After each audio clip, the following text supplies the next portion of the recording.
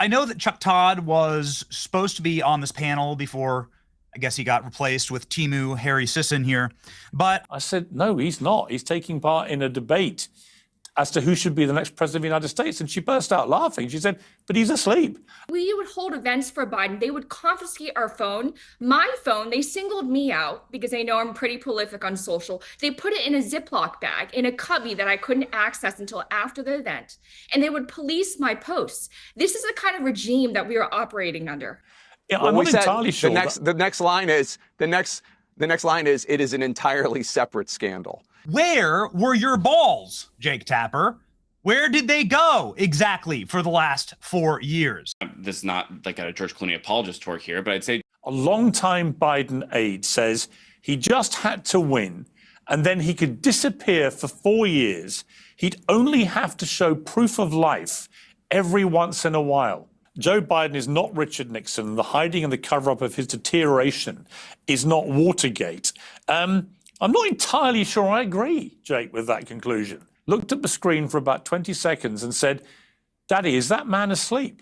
About Joe Biden. That is a kind of jaw-dropping line. When you read it, you can't unread it.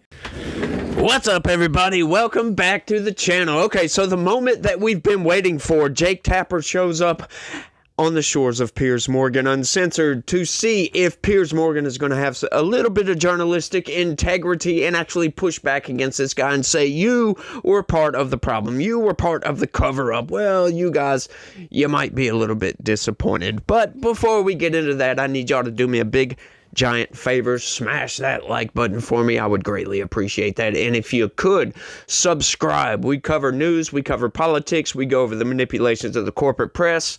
So y'all want to stick around for that. That is for sure. Share this video anywhere and everywhere you can. That is the #1 best way to help me out. And if you guys would be so inclined, look right below the video and click that join button. Sign up, become a member, help me deliver the news to you guys in the best possible fashion that I can. But without any further ado, let's dive on into this thing. So what our reporting revealed to us is that there were basically two Joe Bidens. There was the one that was perfectly serviceable, gave the State of the Union address in 2024. He was fine. He was old, but he was fine. And then there was this other non-functioning Joe Biden who would lose his train of thought midway through in a disturbing way, not be able to come up with the names of top aides or people he'd known for years, and everything we saw the night of the debate. And what we learned is that the non-functioning Joe Biden really started rearing his head around 2015 after the death of his son, Beau. And then he reared his head on occasion throughout that time, in 2017, 2019, 2020. What you list in that column you wrote, that prescient column, is a number of things that we saw in front of the cameras, or things that Peter Baker and others like yourself noted in columns. But what the people behind the scenes would say is, yes, he's old, but he is sharp as a tack and still running meetings and all of that. And what our reporting uncovered is that non-functioning Biden, right around 2023, the summer of 2023, started rearing his head much more frequently and in much worse a way than previously. So what we discovered was it was a lot worse than what we saw going on. And look, in 2020, I saw him as old. I did not see him as non-functioning. But by 2022, 2023, my coverage was, I did reflect the coverage that people had, the concerns about his aging, what's going on, et cetera. When the Her report came out, that is really an important demarcation, because that's the moment when somebody who's not in Biden's inner circle, and remember at this point in 2023, they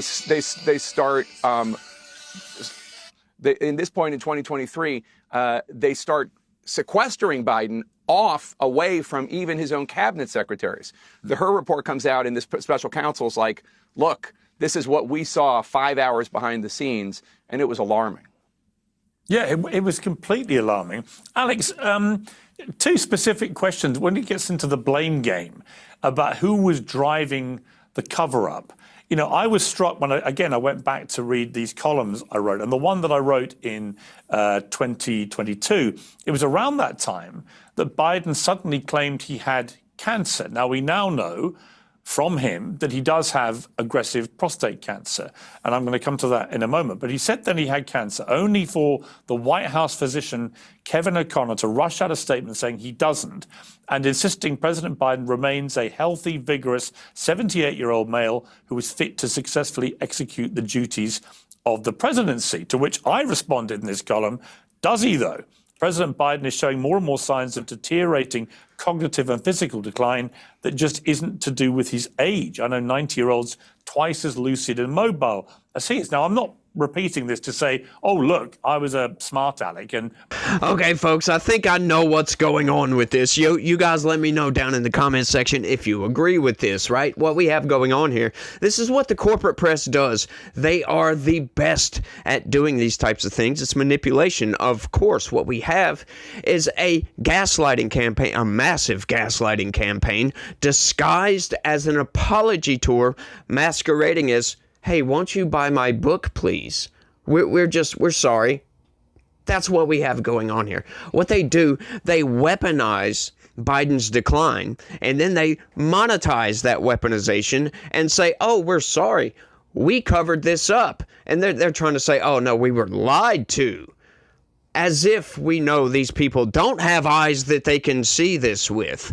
This is all just fascinating to me. And, you know, what I find disappointing, and maybe this is a bit of a spoiler, and I apologize for that, but Piers does not really push back on these people whatsoever. So, you know, from now on, Piers is just part of the corporate press. I've kind of always seen him like that, but, you know, there's glimmers of reality in there, if you will, right? Like, he can kind of see what's going on sometimes, but other times it's like, come on, dude. No. Sorry, but let's keep going and see what else they have to say. I taped it overnight, woke up at about 6 a.m., watched it. My 12-year-old daughter, she was then, came down, looked at the screen. This was 10 minutes in, looked at the screen for about 20 seconds and said, Daddy, is that man asleep about Joe Biden? I said, no, he's not. He's taking part in a debate as to who should be the next president of the United States. And she burst out laughing. She said, but he's asleep. That was the eyes of a 12-year-old. But Jill Biden, Jake, and her role in this, it just seems to me, I watched that, I thought quite pitiful appearance on The View to try and get ahead of your book, where, again, he just stumbled his way through quite a lot of rambling nonsense. And there she was next to him. And I just, the number of wives who've said to me, I would never put my husband through that. And you think of the magnifying glass of the presidency and all it brings.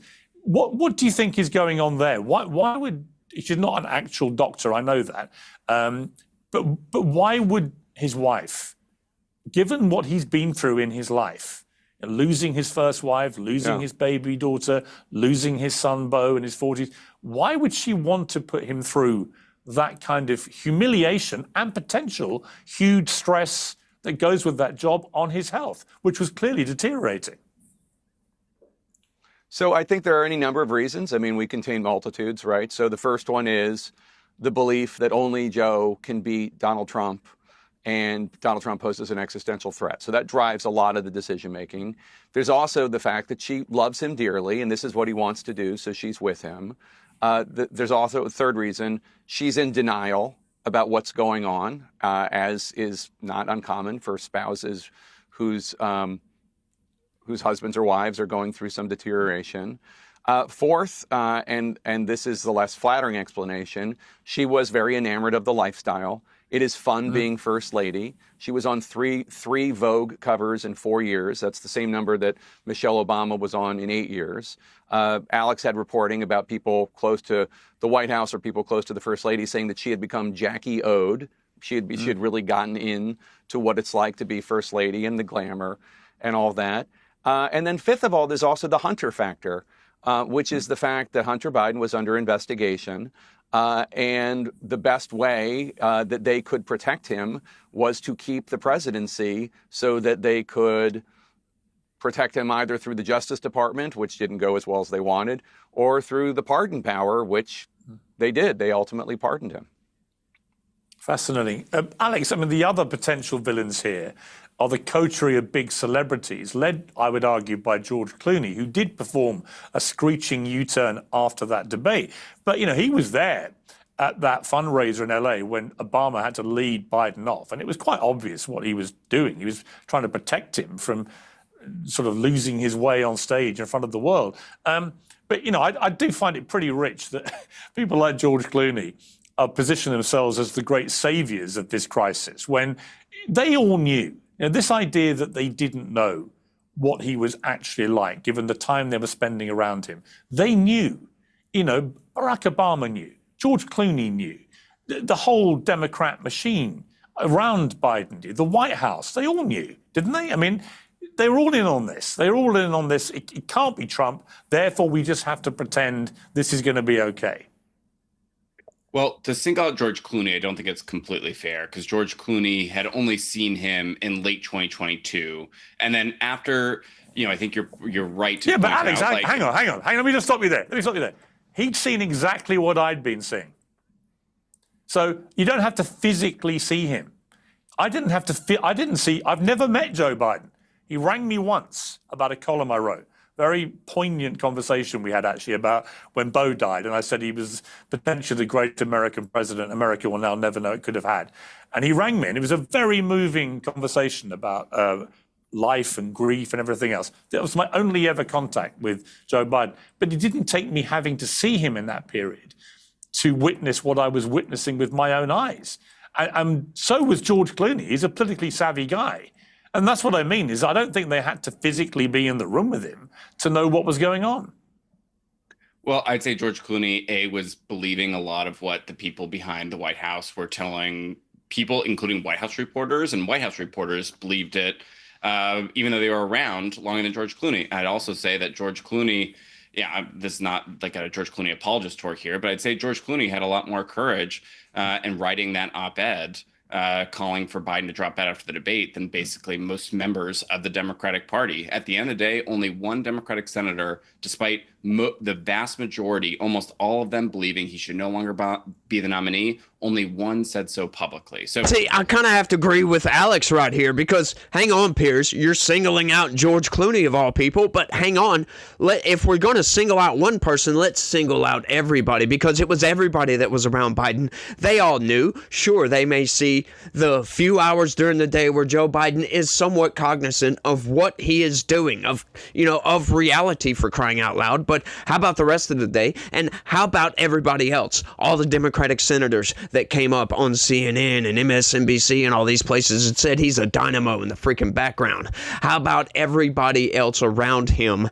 that were pushing him on and saying, no, Joe Biden's going to beat Donald Trump, blah, blah, blah, blah, blah, blah, blah? Or did these people allow for their Trump derangement syndrome to blind them from the facts? I don't think those people, I don't think there's enough Trump derangement syndrome out there to blind people from the fact that Joe Biden was absolutely had dementia, for crying out loud, like full-blown dementia, for goodness sakes, and then covering up his health, like with this whole prostate cancer thing.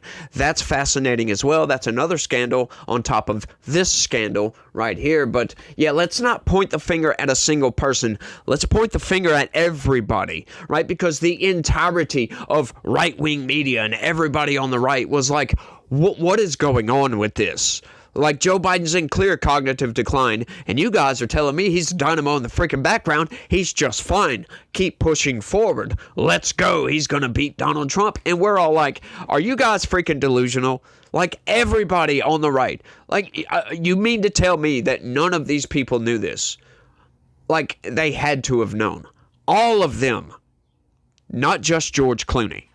I agree that there is a lot of blame to go around, but I think like the blame really goes actually more so to like the leaders of the Democratic Party who did see something. If you want to say like George Clooney should have spoken up after that fundraiser where Joe Biden didn't recognize him, fair enough. But you have to also remember that fundraiser was after a really brutal stretch of travel. And I think that's how a lot of people at that fundraiser, including those that were very concerned in the audience, rationalized not speaking up at the time. Yeah. Jake, And in the Piers, conclusion, if I could just note, yeah. I just wanted to say, George Orwell once wrote, "To see what is in front of one's nose needs a constant struggle." So you saw it, okay? And like, there are a lot of people who saw it. A lot of voters saw it. But the question was, how bad was it really? And I think there were a lot of people, the press corps included, who were not able to see what was in front of their nose, our nose. And so kudos to everybody who was right on target. And this is also just an explanation of how much worse it was away from your nose, behind the scenes. Yeah. You see what I mean by gaslighting campaign here? I'm sorry. I don't buy that at all. Now they're trying to obfuscate accountability on this by saying, oh, well, it was these people lying to the media. No, I'm sorry. Of course. They even said it in that book. Jake Tapper himself said it. Oh, apparently the government lies. We know this. This is why the media was created in the first place, is to speak truth to power, as they say, right? To hold these people to account. And you guys utterly failed, right? This is what I say on this. If you could not see the cognitive decline, if you just took the line of Joe Biden's a dynamo in the background and you just reported that, oh, they say Joe Biden's a dynamo in the background, and you just obfuscated the truth, the blatant truth, if you couldn't see it or you obfuscated it, obviously you should be fired. But if you couldn't see it, then that calls into question your journalistic abilities, for crying out loud. How come you guys can't see reality? If you cannot see reality and at least report on a little bit of skepticism here, right? Like, okay, so maybe they are saying he's a dynamo in the background, but however, what we're seeing does not align with what we are getting from the White House, what we are getting from Democratic politicians, right? Then hang on just a second. Like, come on, people. You guys should all be fired, in my opinion, if you could not see that coming, because everybody else in the country could see this except for you guys, the ones who are supposed to be in a position to where you can actually point these things out to the American people and report on reality instead of reporting on what you believe to be true. No, I'm sorry. I'm not buying that. Everybody should be fired, and nobody should buy into any of this nonsense. But let's keep going. You'd expect nothing else from a former CNNer. I want to play the infamous clip now. This is of you and Lara Trump, which you know all about. Let's play it, and I'll ask you a question about this afterwards. How do you think it makes little kids with stutters feel when they see you make a comment like that? First and foremost, I had no idea that Joe Biden ever suffered from a stutter. I think what we see on stage with Joe Biden, Jake, is very clearly a cognitive decline. Okay. That's what I'm referring to. It makes me uncomfortable You have to no watch somebody on stage search for It's so amazing. questions It's so amazing to me and try and figure out an answer. A cognitive decline. Well, when you're trying to tell me that what I was suggesting was I think that you were mocking his stutter. Yeah, I think you were mocking his stutter, and I think you have absolutely no Jake. standing to diagnose somebody's cognitive decline. I would think.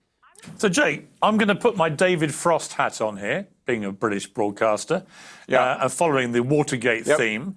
You may remember it took David 30 hours, or just under 30 hours of interrogation before he got the famous apology to the American people out of Richard Nixon.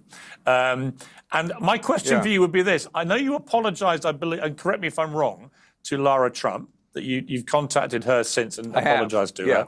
Do you feel, Alex, I saw your speech at the White House Correspondents' Dinner, which I thought was very powerful and very sort of mea culpa, even though you were one of the least people that people have been blaming, actually.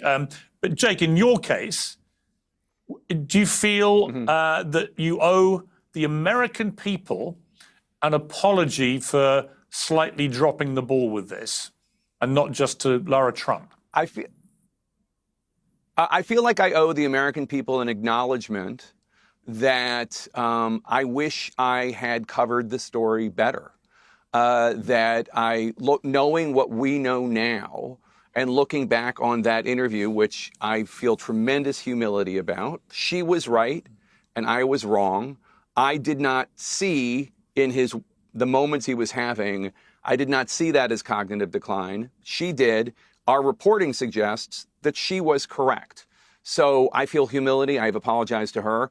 And I feel like And I think this is something, quite frankly, that other journalists should think about when it comes to other mistakes, because I'm surely not the only American journalist that wishes he or she had covered this better. In legacy media, I should point out, conservative media was on this from the very beginning. And that is, I will try to do better. And that I mean, I could roll a bunch of clips of me asking about this issue. And in 2020, I asked President Biden, then Vice President Biden, will you pledge to be transparent about your health? And he said yes, although he was not. And I had only got one interview with him as president in 2022. And I asked him about the American people think you're too old. Whenever you're confronted with that, you say, watch me. The American people are watching you. They still think you're too old. So it's not like I was ignoring it. And it's not like I was part of the effort to hide this. But in retrospect, of course, I wish my coverage had been better on this subject. And I think while I recognize to a degree I'm the avatar of American legacy journalism right now when it comes to this story, I think in order to regain trust, that there is something that we can do when we fall short, and I'm acknowledging it.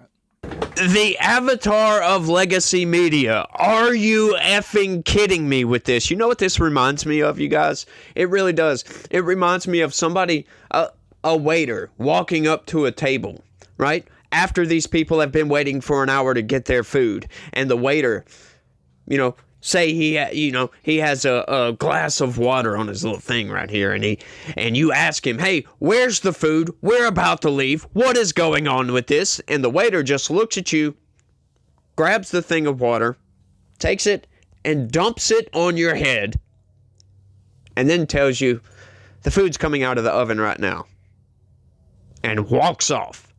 Like, are you serious? You think you can just abdicate responsibility and apologize and think everything's going to be okay? I know I just ranted about this on the last section, but you, my guy, should be fired. You cannot just say, we dropped the ball. And once again, look what Piers Morgan is doing. Piers Morgan is propping this nonsense up.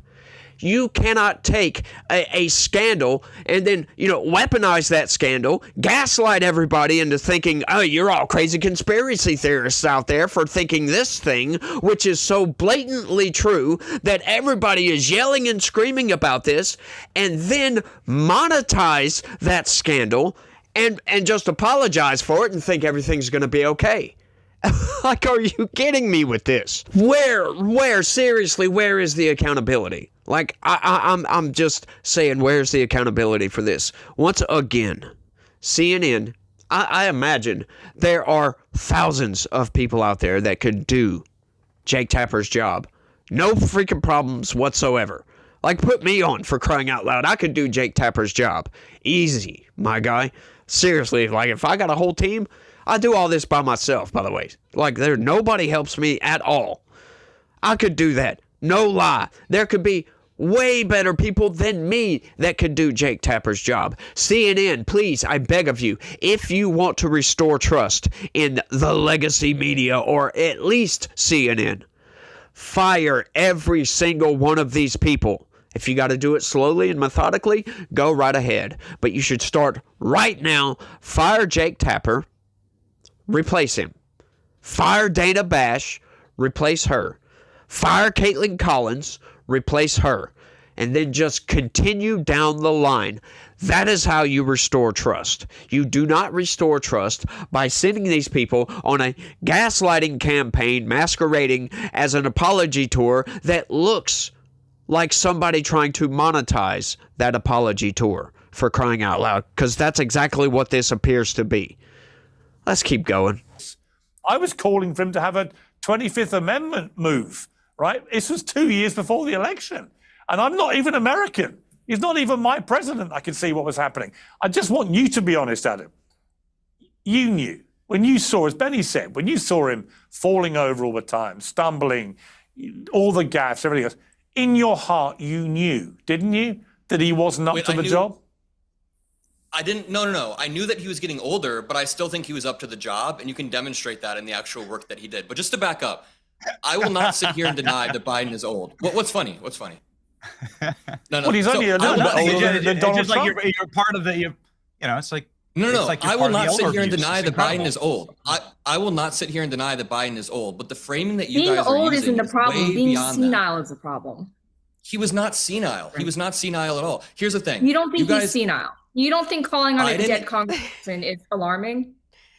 I mean, we can go through all of the insane things Biden or Trump has said. I mean, Trump gave a speech at West Point where he didn't say a Trump coherent thought never the entire. I'm assumed not a going to dead person was whataboutism. alive. Listen, just to back up, I don't want to whataboutism. I'm not going to defend Biden. He is cognitively declining, absolutely, and he was while in office. But Pierce's framing takes it way farther. You basically just said there was a top-down conspiracy, including celebrities, including every politician in the Democratic Party, every journalist, not every Adam, journalist. literally, there was though. Okay, Having so- been part of the machinery, Yeah. I can tell you there was. Jake And when just I- said that. Jake That's the Tapper- premise of Jake's book. Let me read you a Jake quote. Let me Tapper- read you a quote. Hang on. Don't all talk over each other. But Adam, before I let you go, let me read you this quote. On the decision to run against Trump, a quote on page 85 of the book quotes a longtime Biden aide, who said he just had to win and then he could disappear for 4 years. He'd only have to show proof of life every once in a while. That is a Biden aide, long time, about why, this is before the election, he gave this quote to Alex Thompson. I mean, that is shocking. It's damnable, frankly.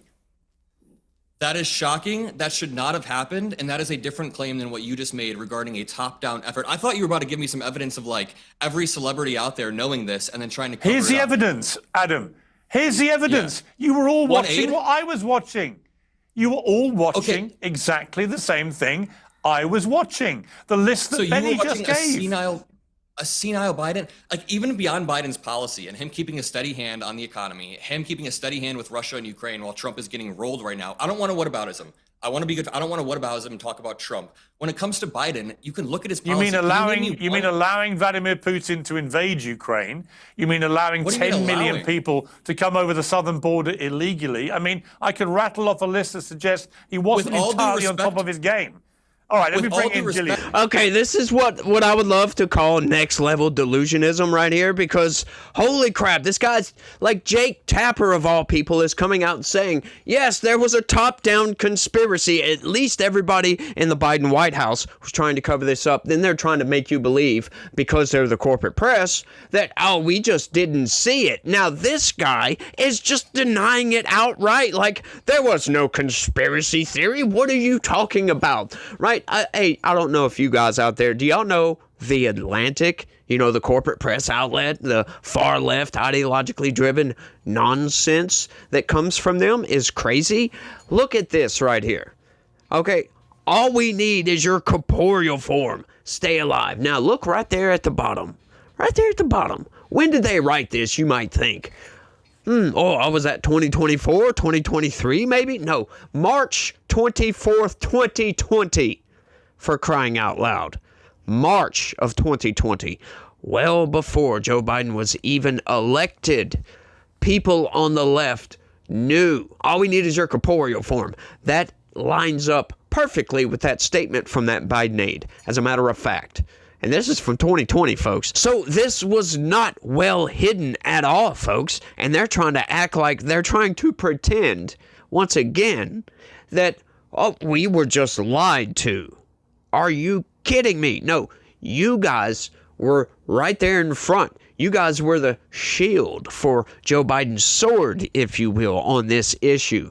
You guys cannot lie and just get away with it and think you can just apologize and say we missed it. And then this guy is like, there was no cover-up. What are you talking about? Like, just, oh my goodness. Is a disservice to the American people. You need to admit that this is a bigger conspiracy than Watergate. This is a fundamental, this is a shame. It's a blemish. Well, on that's our an interesting history. question. You know, it's an interesting question when I asked Jake about that, because they end the book by referencing Watergate. And Benny, you know, some people say, well, obviously the worst scandal ever was Richard Nixon because he had to resign the presidency and so on. I actually do believe this is a more egregious and longer running scandal than Watergate. You know, I really do. You know, there's no suggestion that Nixon was unfit cognitively to make decisions on an hourly basis. This book concludes that Biden, at best, had 4 good hours a day in him. At best. Yeah. This is the president of the United States. So I know that Chuck Todd was supposed to be on this panel before, I guess he got replaced with Timu Harry Sisson here. But I had a piece of news article that I think really underlies the entire point that I was really looking forward to asking Chuck about. But since he's not here, maybe he'll see this on social media. Chuck Todd from NBC News reveals senior cabinet secretary told him in 2022, Piers, that Biden cannot run again like this. Here's the article. I'm sure it'll be in the show notes. So we went through and we pulled on Gravian all of Chuck Todd's Meet the Press appearances in 2022 and beyond. Chuck Todd was the lead anchor on Meet the Press for 3 years of the Joe Biden residency inside of the White House. Never once did Chuck Todd say anything about this. This is what I mean by a cover-up. Chuck Todd knew this was a bombshell story. This is elder abuse at best, essentially running a man with terminal cancer for the presidency, which is horrific at worst. And Chuck Todd knew declaratively and did nothing. How many more Chuck Todds are there in Washington, D.C.? This is why I say it is a cover-up. It's so much bigger than the Watergate cover-up. And given that it's Memorial Day this week and we are celebrating the lost lives of service members in this country, one begs the question, would we have 13 living service members were it not for Joe Biden's total and complete cognitive destruction and surrender in Afghanistan? 13 dead. Yeah, I think these are perfectly. That's why I think it is. There's a cost to this cover-up. There's a evil cost. You won't get an argument from me. I do think that decisions like that, which turned out to be catastrophically bad, it is completely legitimate to ask the question, how cognitive was he when he made that call? I think that's why I think this is a scandal which we don't quite know how far it's going to go yet, and he won't have the same consequence. He won't have to resign. Yeah, Linda. Yeah. Literal campaign chair. And I hate to say this because I actually love her and she's a dear friend, but this needs to be said. Senator Tammy Duckworth, who has been a great friend to me over the years, she told me before Biden decided to run for re-election that he has no business running. And then when Biden announced re-election, I heard her on cable TV just waxing lyrical about how amazing he would be as a president, to be re-elected. This is someone that I had tremendous respect for. She lied to the American people. This was a cover-up from the highest echelons of the Democratic Party. To still deny that in May 2024-5 is just unbelievable. You'll lose all credibility. We're talking about. Oh, it goes well beyond that. A lot of these people were waxing romantic-like, right? Like these people were venerating Joe Biden as he is his best self that he's ever been. What was that guy from MSNBC? I can't think of his name right off the top of my head. But comparing that guy's mental state, I've said it for years now, he's cogent. But I undersold him when I said he was cogent. He's far beyond cogent. In fact, I think he's better than he's ever been. Intellectually, analytically, because he's been around for 50 years. And, I don't know if people know this or not, Biden used to be a hothead. Sometimes that Irishman would get in front of the reasoning. Sometimes he would say things he didn't want to say. This is, and I don't really, I don't really care. Start your tape right now, because I'm about to tell you the truth. And F you if you can't handle the truth.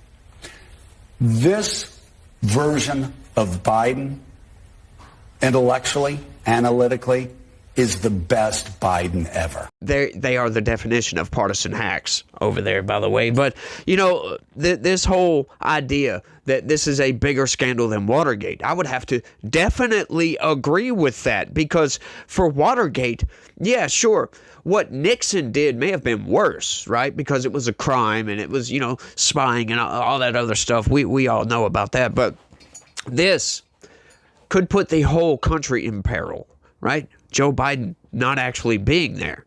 Who was running the country then, right? Who was making the decisions while Joe Biden wasn't a dynamo in the background? if you want to say that. Like, who was it? Like, so yes, Nixon did not have NBC, MSNBC, CBS, ABC, CNN, all of these places covering up his crimes. So yes, this is a much, much bigger scale of a scandal. It might not be as egregious as far as what was done, because do we blame Joe Biden? Do you blame the dementia patient for forgetting your name? No, you don't. You blame the nurse that says he's just fine. He could be sent home. As a matter of fact, maybe he should go work at Whataburger. Are you kidding me with that? He's fine to run the store, as a matter of fact. No, I'm sorry. Like, these people, like, once again, folks, I think there should be criminal investigations for most of those Biden aides. That you are endangering the entirety of the country. Some could argue the world, for crying out loud. Right? Look at Afghanistan once again, since they brought that up. Who made the decision to abandon Bagram Air Force Base? Who made that decision? Was that Joe Biden? We do believe that's widely reported that was Joe Biden. Was he in his right mind when he made that decision? Because we all know how that ended. We all know how that ended. And then the utter disdain Joe Biden showed at the dignified transfer. That was a scandal within a scandal right there, right? You already had the Afghanistan withdrawal as a scandal, and then you're going to pull some crap like that? Like, Joe Biden didn't even know what he was doing. He didn't know where he was. That's what it seemed like, because you don't just sit there and check your freaking watch. Like, it's insane. And then to say, oh, we just missed it. We just dropped the ball. Like, once again, folks, this is the largest gaslighting campaign. Not only did they lie to us for the entirety of Joe Biden's tenure as president, not only that, not only were they covering up the cognitive abilities of the president, putting the entire country in jeopardy, for goodness sakes, but then once it's exposed, once they had they could not cover this up any longer after that debate. Like, I just don't understand why that was the line, by the way. But once they could not cover this up anymore, then you're going to come out and say, we just didn't see it? Are you kidding me with this? That to me, that is like, all right, let's say we have a bank set up. You got a bank teller over here. You got the bank manager of all people, right? He's standing there watching all of these people. And maybe he's on his phone, doodling around, and then you have a bank robber come in and rob the freaking bank. And afterwards, the bank manager was like, I had no idea that was going on. Well, he didn't. He was looking at his phone. But that's what they're trying to make us believe. He was standing right there. All the bank tellers. The bank robber came in and took money from each one of those tellers individually, one at a time. And he was standing there the whole time on his phone watching MSNBC or something. Maybe it was The Apprentice. You never know. Reruns. Perhaps not. It's a hypothetical. But that's what they're trying to make us believe. That the bank manager had no idea anything was going on. And you want us to just go with that. Like, seriously on this. This is insane. This is totally and utterly insane. I am loving the fact that the Trump administration is now investigating the auto pen nonsense, because, once again, did Joe Biden actually make those decisions? Because, once again, if we look into this and we see that Joe Biden did not make those decisions, did not sign those executive orders, was not cognizant of those executive orders, as we've seen evidence from Mike Johnson. Now, Mike Johnson is a politician. Sure, he's a Republican politician, but this is where I don't have any problem saying that Mike Johnson could be a snake in the grass. He could be lying about that. Although I don't see any reason for him to lie. At the same time, there's no way to confirm this. There's no way he can prove it. There's absolutely no way he can prove it. So we'll take it with a grain of salt. However, it should be investigated. We should look into this. Because the Constitution states clearly, All the power of the executive branch is vested in a single person, the President of the United States. And if somebody else was making the decisions to write up these executive orders and just get Joe Biden's auto pen to sign them off, then we have a major problem here, folks. We have economic policy, foreign policy that could have been illegitimate the entire time. All of it. Everything that Joe Biden did is possibly illegitimate. That has major consequences for this country. There could be major ramifications for those actions, like all those pardons. Joe Biden said he's not going to pardon his son. We all knew that was a lie. We all knew he was going to pardon his son. It's insane. Preemptive pardons, for crying out loud. Are we forgetting about the preemptive pardons? Was Joe Biden responsible for those preemptive pardons? Are those legitimate? I think all this should be investigated. And now what do we have? The corporate press is coming out and saying, oh, Donald Trump's retribution campaign. That's what they're trying to tell you. They're trying to delegitimize everything Donald Trump does. Is that so? Will Jake Tapper come out and say, yeah, I think that Donald Trump has a point here? Will they? We all know that to be true. That is not a partisan take. Once you think about everything like I just laid out, that is not a partisan take at all. It delegitimizes, and it begs the question, who was running the freaking country? Once again, folks, that's how I justify my previous statement saying criminal investigations on all of these people. Every single freaking one of them. Do we have the resources for that? No, because Donald Trump is cutting the government. You know, that's one of those situations where you kind of shoot yourself in the foot there a little bit. Once again, but see, I can criticize Donald Trump for a lot of different things. The left, they would never criticize Joe Biden. Sure, they might say something, but it wasn't real criticism when you look at what they were saying. And then they cover all this stuff up, and then they're trying to pretend that they didn't see it. We are not fooled, folks. We can see it. It was blatant for everybody, right? It's kind of like Piers Morgan said. We were watching the exact same Joe Biden. Everybody saw what was going on. You mean to tell me you just ignored all of the bad stuff? All of the blunders? All of the missteps? You ignored that or just missed it? And, you know, statistically that's impossible, but you missed all the bad stuff and just happened to see the good stuff. Statistically, that's impossible. Once again. It's fascinating, isn't it? I'm loving this debate here. I am loving this debate. And calling him a Temu Harry Sisson, that's funny. That is funny right there, but it's applicable. It's definitely applicable. Go Benny Johnson. Yeah, I like Benny Johnson a little bit. He's okay. He does a lot of good work, but he's a very partisan guy. He really is. But he does some pretty good work. He says some outrageous stuff sometimes. But he you know, watch his channel. They expose a lot of stuff. They cover a lot of news. They break a lot of news. As a matter of fact, and it's pretty good. He does a lot of live streaming. He covers like the White House press secretary, the briefings and all that. He covers any sort of live event. Anytime Donald Trump is speaking, you can go to his channel and you can watch it right there.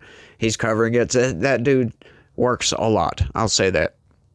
You know, I wish I had the ability to work like that, but you know what? If you guys would do me a big favor and look right below the video and click that join button, sign up, become a member, turn me into a more centrist, a more moderate Benny Johnson, if you don't mind. That would be great. That would be lovely.